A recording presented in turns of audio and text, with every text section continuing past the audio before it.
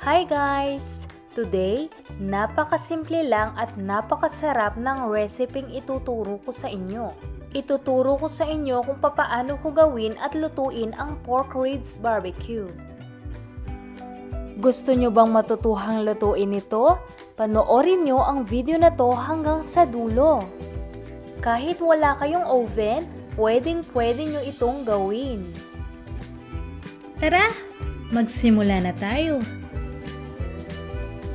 So guys, bago pala natin simulan ang video na to, siguraduhin nyo muna na napindot nyo na ang subscribe button at mag-comment kayo na I subscribe at personal kong tutugunan ang inyong mga komento.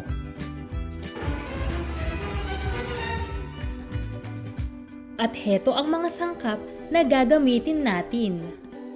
Meron tayo ditong pork ribs, toyo, ketchup, asukal, paminta, paprika, lemon at ng bawang. So sa una guys, pagsasama-samahin lang natin ang ating pork ribs, toyo, ketchup, asukal, paminta, paprika, lemon at saka yung ating bawang.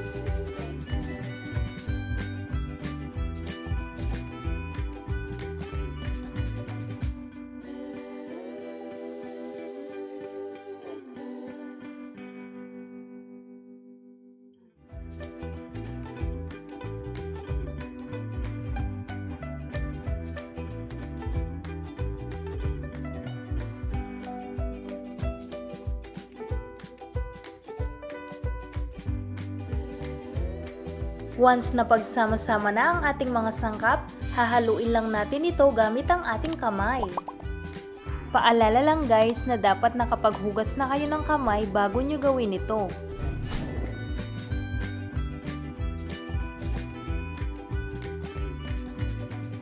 At pagkatapos haluin, tatakpan lang natin ito ng plastic na foil at imamarinate natin ito ng 1 oras. At pagkatapos ng 1 oras, sa isang lutuan, ilalagay lang natin dito ang ating pork ribs. At papakuluan lang natin ito hanggang sa lumambot.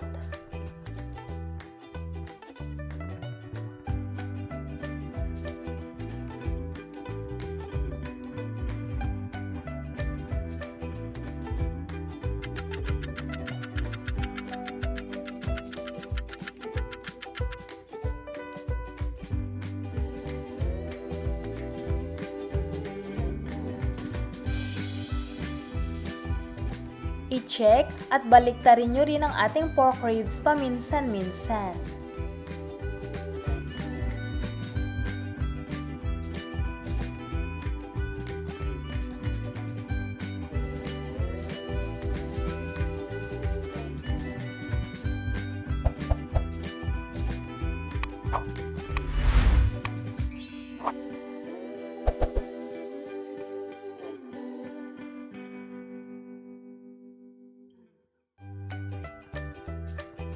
O diba, itsura pa lang, napakasarap na. At sobrang dali pa nitong lutuin. At pagkatapos ng mga ilang minutong pagluluto, pwede na natin itong iserve.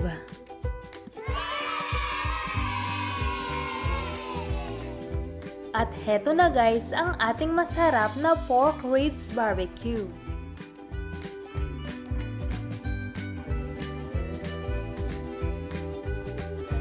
Bon appetit! Sana nagustuhan niyo ang recipe ko na to at itry nyo din.